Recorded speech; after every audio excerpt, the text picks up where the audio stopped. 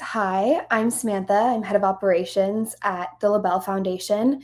We are an animal rescue here in the LA area, Los Angeles area. We are a woman founded and woman run organization. Everybody who is boots on the ground at the Labelle Foundation is a powerful woman, and that is what we base our mission around there. But what we focus on is helping the most vulnerable in the shelter system. So that takes on many different shapes and forms. That's neonatal orphans, so puppies and kittens without their mother. That's mom and babies, and medical dogs. That's our primary focus for our rescue.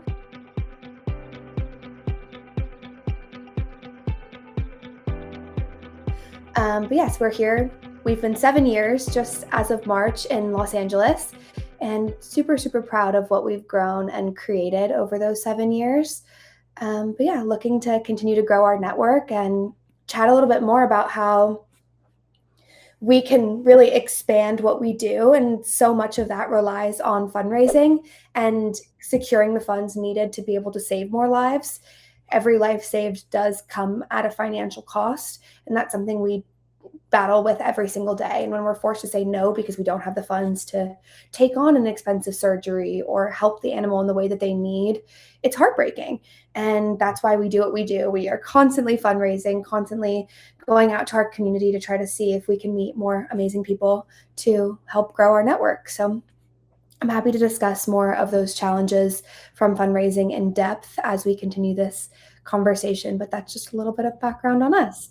Yeah, awesome. I mean, I could personally attest to, my wife and I went through Labelle and found our cute Maisie, who is a handful and we had an amazing experience with you guys. Well, yeah, would love to just hear from you too, just more about those challenges now, just knowing that when folks are thinking about making donations, there's always just so much value in folks being able to really see where their dollars are going. So we'd love to hear from you, just knowing where do you see the most opportunity for impact immediately for Labelle? Totally. So I think an important thing to understand is where all of our funds go.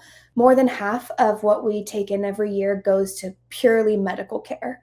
Just getting these dogs vaccinated, microchipped, spayed and neutered, the emergency surgeries they need, all of that kind of stuff. And vet care is extremely expensive. If anybody has pets, you would know that. We try really hard to work with vet partners and corporations to take those costs down, but it's still our largest cost by far. For every animal we rescue, it costs us about between 930 and 980, depending on the year, per pet. And our adoption fees are 500 and 700. So if you just do that quick math, it's not adding up properly. And so we are forced to fundraise constantly in order to be able to support the animals that we have. It's not always an easy black or white financial decision, and that's why we are constantly going after more funds, whether that's through corporate partnerships, personal like fundraising and donations, crowdsourcing, Instagram, social media campaigns, bake sales, like everything you can imagine, we're doing it. So this is a huge part of what we do in terms of just educating people on why we spend so much money, what the care goes to, and how specialized your donation can be if that's something you're interested in. Mm-hmm. Yeah, no, I mean, I can personally attest to, we actually found you guys on Instagram, and you've done an incredible job just building up your presence there, but also being really tapped into the Los Angeles community. Mm. Scott, maybe if there's someone who has never gifted in their lifetime and was just curious on the best ways to get started with gifting, and they do some research, they might find DAFs, donor advised funds, or opportunities to give direct to charity. Can you just maybe start at a high level breaking down those structures, and then we can dive into some of the actual tax advantages that come with gifting for the actual individual, and then how those, how that could be passed on to the organizations specifically to benefit and make the best use of those dollars. Yeah, of course. And every charity wants to be capable of weathering macroeconomic downturns, right? And as Labelle spends on vet care, they're looking for something that could help them weather the craziness that we're seeing in the markets this year, for example. And so there's some things that you can do just kind of spur of the moment that feel great, and then there's other things that you can do that have a longer legacy. But as far as the vehicles for that, a lot of that's defined by the new tax law. The new tax law that was passed last summer, the OBBBA, and so there are some things in it that are great for those that have never donated, and there's other things in it that we have to tweak how we give a little bit to get the most bang for our buck, and so that Labelle could receive more funds instead of them being cut down by taxes before they're given. But so someone hears a story like that, one of the heartwarming stories that you have, and they say, I can give $100, I can give $1,000, I can give $2,000. Giving that has a tax impact because of the changes in the tax law that we didn't have before. And so prior to last summer, when this tax law passed, if you were only a donor that was giving $1,000 or $2,000, that didn't really do anything for you tax-wise, because the standard deduction is so high that it really didn't move the needle for you at all. Now it does. And so those small donations, and every little donation, Samantha would tell you, adds up, right? And so those small donations under the new tax law really matter. Okay. But like we've talked about, those kind of legacy events, though, that longer impact, that's what every charity is looking for. And so one of the biggest things about the new tax laws is if you have an IRA and you're required to take money out of that IRA with required minimum distributions every year, when you take that money out, it's taxed. But there's a loophole there. If you contribute that directly to a charity, it doesn't make your adjusted gross income go up. Okay.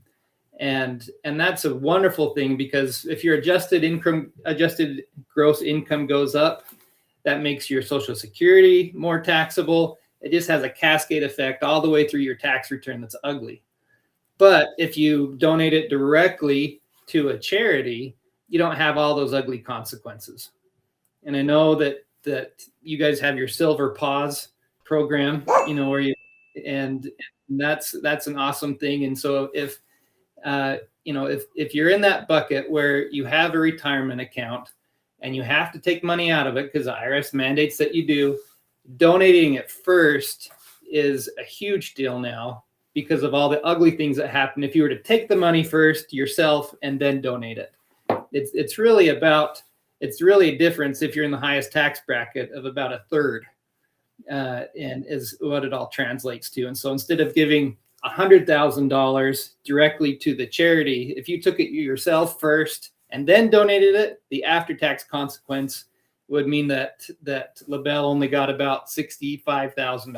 What is the limit on that for tax year 2026? How much can you do through these QCDs, as you call them? Yeah, so 2026, I believe it's 110,000, and so so it's right in that ballpark. So of the example that I used, and so if you wanted to give 110,000 and pay for a bunch of these cute little French bulldogs that need all this help, right?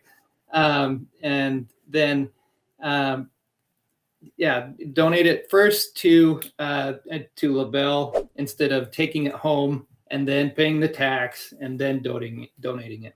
So one caveat with that QCD from your retirement account, you do have to be 70 and a half. And so this really is for our Silver Paws folks. Yeah, and that's great idea, Scott, with the QCD. So again, it's very efficient, going right to the charity from your IRA, and it satisfies your required minimum distribution. So you get that benefit as well, and on top of that, then as you said, it'll help lessen your income tax burden for the year, which has cascading effects and lessening taxation on Social Security, Medicare premiums, and the like. So yeah, very, very a wonderful program for those that are over 70 and a half. Perfect. And Jake, you asked me about the if someone has appreciated stock. Okay, so say you have a block of NVIDIA you bought years ago, and you paid $10,000 for it, and now it's worth $100,000, and you want to give $100,000 to Labelle.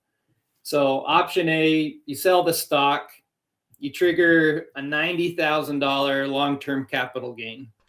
And so the federal long-term rate is 20% plus another 3.8% investment income tax, so 23.8%. And then you add California, which taxes that at 13.3. So round numbers, you lose about 37% of that gain to tax. And so you pay roughly $33,000 in tax, and you have $67,000 left to give. So that's option A. Option B, you transfer the exact same block of stock directly to the charity. Okay, charity sells it. Charity pays zero capital gains tax because they're tax exempt, and you get to deduct the full fair market value, $100,000, as your charitable gift. So for the same economic out-of-pocket cost, option B delivers $100,000 to the charity instead of $67,000. And the charity gets roughly 50% more.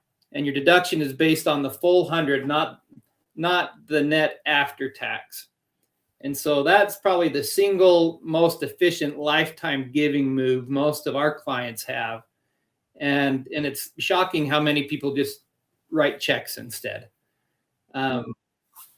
So this is clearly not my world very, very much, but I'm learning a lot right now in terms of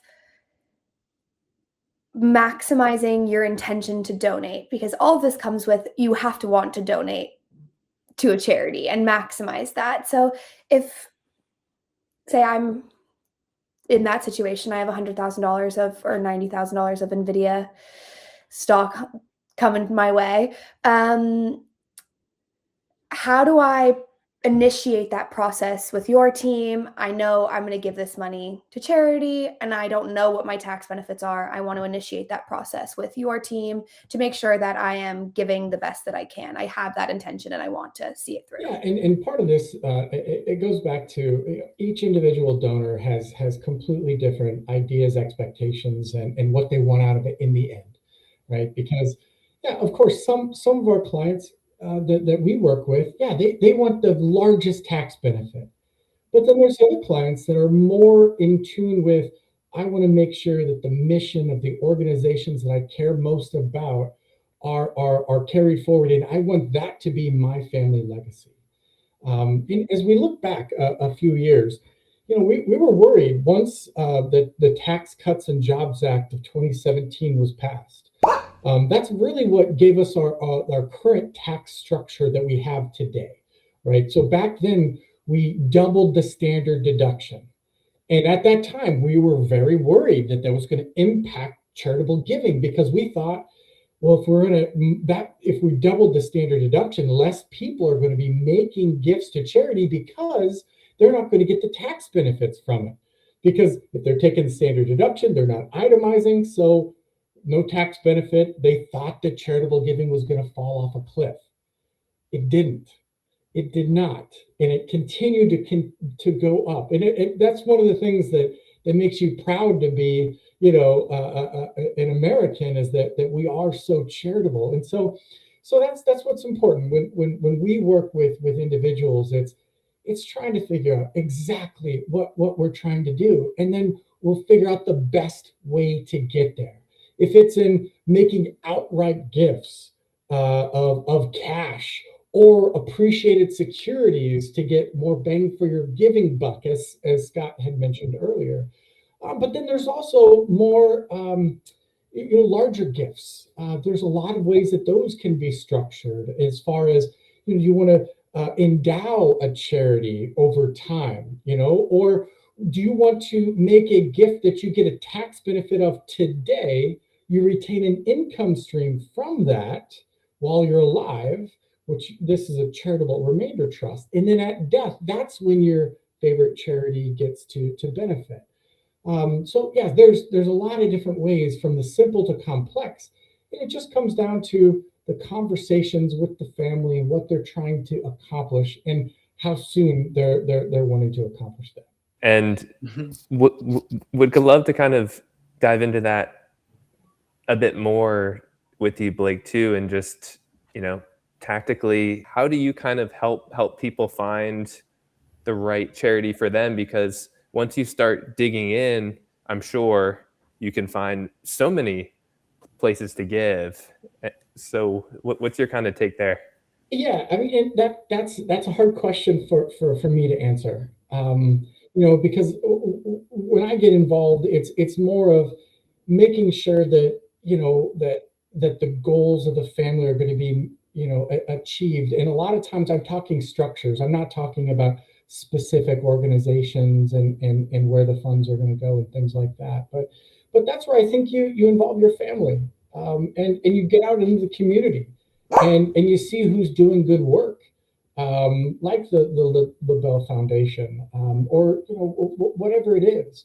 It's paying attention and then involving others and asking others for their thoughts. One of the things that I love to do, when I'm working with an ultra high net worth family, one of the things that they find rewarding is that maybe through the use of a donor advised fund or their private foundation, they find a way to get the family together on a regular basis and talk about. This is great for generational wealth and passing on knowledge and goals and values. We'll say, hey, here's the amount of money that we want to donate in this year from this structure, or just out of cash or whatever. And they tell their children, hey, bring me ideas, and we're going to get together and we're going to each pitch our ideas, and then we'll vote on where the money is to go. And it's a great way to involve the family and bring them all together. And then also it creates community, because then everyone is going out into the community and dipping their toes in and asking around and seeing what's going on. And then they get to bring that back to the family and share their experiences. I think that's so important in today's world, where we can get lost in screens and on things like that, but finding these causes that you want to support and then bringing it together with the family. Then, of course, involving people like me and Scott, and we can talk about ways that you can accomplish this the most tax efficient manner, or in whatever manner that you'd like, as far as an outright gift, or maybe endow an organization over time. And if I could jump in quickly, something I would say about any sort of charitable work, whether it's in-person volunteering or supporting financially, the more passionate you are about it, the easier it is to do. There are really hard days in animal rescue for sure, but because I love this, it's easier for me to get through those days. And it's easier for me to look at other people and be more kind and caring and conscious. And when I'm at the vet with my dog and I see people struggling, I'm like, how can we help you? Here's different ways to financially support your pet. And the more passionate you are about the cause, the easier it is to give. And I think that helps. And even just seeing your donation in real time, or how it affected people. Like Jake has seen how we work at Labelle and how it's affected him and his family and others. And seeing that makes it way easier to donate and to feel passionate and say, I want to help there. And I think that that's something that a lot of established charities can do. For example, we have a large donor of ours who donates every year. She has 3 French bulldogs of her own, all of which she adopted from us. And anytime we have a medical French bulldog, she is the first to raise her hand to say, I will cover it. And each year gives between $80,000 and $100,000 worth of medical care to bulldogs. And that is what she loves. And she sees them and she gets updates, and we send her pictures and all this stuff. And it's a huge passion of hers.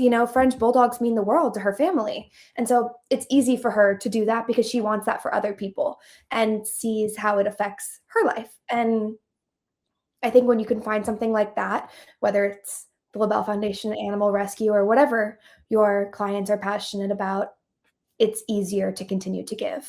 Oh, I was just going to say, kind of blending Blake and Samantha's feedback on that. So, sometimes families don't know exactly where they want to put the funds, right? And he talked about donor advised funds, about being one of those vehicles. And mechanically, a donor advised fund is maybe the best way to have a family charitable infrastructure. And so that's a vehicle that can live for decades. It transfers to the next generation, becomes kind of a shared purpose, a mission across the family.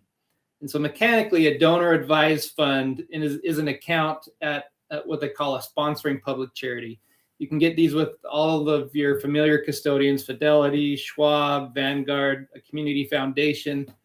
And what happens is you contribute cash or appreciated stock, like our NVIDIA example, real estate, sometimes even closely held business interests. And you get a tax deduction in the year you fund it, okay? And that's important for what they call bunching.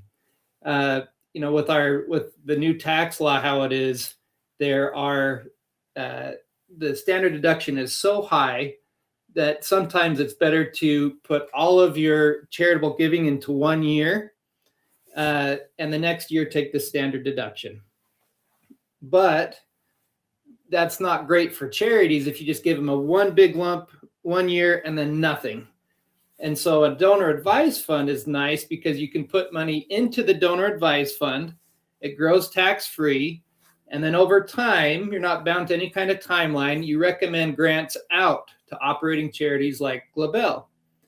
And so a structural piece of this that I love is that you can name successor advisors. So your kids, your grandkids, you can write a mission statement for your fund, something along the lines of, this fund exists to support animal welfare in Los Angeles. And so the cash and the stock and the business interests are in that fund, and they issue grants yearly or whenever you'd like, and you can name your kids as advisors. And it becomes a way of sharing purpose and mission across the family. And I just want to reiterate, Scott, we use this a lot in the estate planning world. We love donor advised funds for a myriad of different reasons. And one of those, and as you had mentioned, the most important thing is when you place the assets in the donor advised fund, it's in that tax year that you get a write-off on your taxes. That's where you get to the bunching. But yeah, in today's political environment, I found donor advised funds to be incredibly helpful for a lot of our families that want to keep their assets private, keep their goings on in their family private. Because one thing that my clients really enjoy is that when you make grants from your donor advised fund, you can either decide to have your name attached to that grant. Hey, this is from the McKibben Family Donor Advised Fund, or you can decide to make those grants anonymously. So then it'll just come from the whatever provider that you use. It'll just say from the Fidelity Donor Advised Fund, right? So that's important. And I work with families that have private foundations as well. Private foundation, much like a donor advised fund, is used for the same types of purposes, bringing the family together, doing giving over a long period of time and the like. Private foundations have a lot more structure that they have to go through. And on top of that, a private foundation, Scott, I'm sure you've done a lot of these, they have to file a tax return every year. And that tax return becomes public record. It says who's on the board of directors. It says, where the gifts were made to, how much is in the charity. And so that's where we've seen a lot more families that are gravitating away from private foundations. Actually, a lot of times families are donating from their private foundation into their donor advised fund because it's a simpler vehicle and easier going forward, because donor advised funds, there's no tax filings or anything like that. Everything stays private. So in the estate planning world, as I talked about earlier, oftentimes we're trying to figure out, the purpose that we're trying to convey, and it's up to me and colleagues like Scott to help figure out the best avenues on how to get there. And on top of that, helping them understand in the real world how this would actually operate. On paper, things look one way, but in practice, completely different. And that's why it's really important to work with your professional advisors as you're contemplating, especially the larger generational legacy type gifts that you might be trying to give. What strikes me too is even for folks who might not be in that ultra high net worth bracket, all of these are still very applicable, right? Like the exercise that you mentioned, Blake, around really getting together as a family and kind of mapping out what's most important to you, and kind of think of your kind of family donation pool as your marketing budget, call it, and see where are all those levers that you might want to give. So we've covered great material today, and what I'm, just thinking, if there's people who are out there now who are just inspired by this conversation, whether it's being inspired by actually finding an organization that's very aligned with them, if they're inspired by the tax advantages, if they're inspired by the ability to actually leave a legacy, whatever part of the conversation, was inspirational to that person, would love to hear maybe what would you do if you've never done this? What does step one look like to get started? I'll just say that giving, just start, right? Just start, even if it's $100. You can go to the Labelle, the Labelle Foundation website and give $100 really easy, right? And once you do that, it starts bigger thoughts. It starts bigger, bigger consequences of saying, okay, if I had, I would give. If I do have, I want to give, and I want to get my kids involved in this too. I want to get my whole family involved in this, and we've talked about some different vehicles to do it. And as far as getting into the weeds on the vehicles, the mechanics of it don't matter so much. But get your advisor involved, and your advisor can help you figure it out. But deciding, I want to give is the first thing. Giving a little bit, and then if you want to give a lot, then setting up an appointment with an advisor to step you through what's going to give the charity the best bang for their buck, what's going to keep the intent for the family that you want to keep, and your advisor can help step you through that, but just start. Yeah, just start. That's great. That's a great comment, Scott. And here's the thing too, right? The Labelle Foundation would love, any foundation or charity would love donations. Sometimes we don't have money to give, and so I think even if you can't give with your wallet, maybe you show up, right? And you give your time, because that's important too. And what you'll find is that, personally, psychologically, it'll help a lot, and you'll set a great example for the family and your community as well. Okay. And I'd just like to take a few moments to talk about utilizing qualified funds, retirement funds, to incorporate into your giving. So we've talked about qualified charitable distributions while you're alive, QCDs, right? That's the amount that you have to be over 70 and a half to do, and you can accomplish that while you're alive. You get the great benefits from that, tax-wise and the like. However, what you should also think about with these qualified funds is that tax-wise, if you think about it, qualified funds are not generational funds. The structure for qualified assets, retirement accounts, 401ks, the original intent and purpose was to use those to fund your own retirement. They were never designed as an asset transfer tool.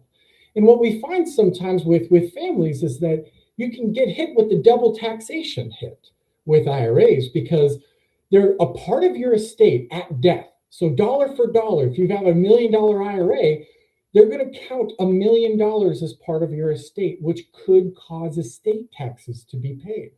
On top of that, then, when your children or whoever your beneficiary is, if it's a natural person, when they take the assets out of that IRA, they're going to have to pay ordinary income tax on it. So double taxation.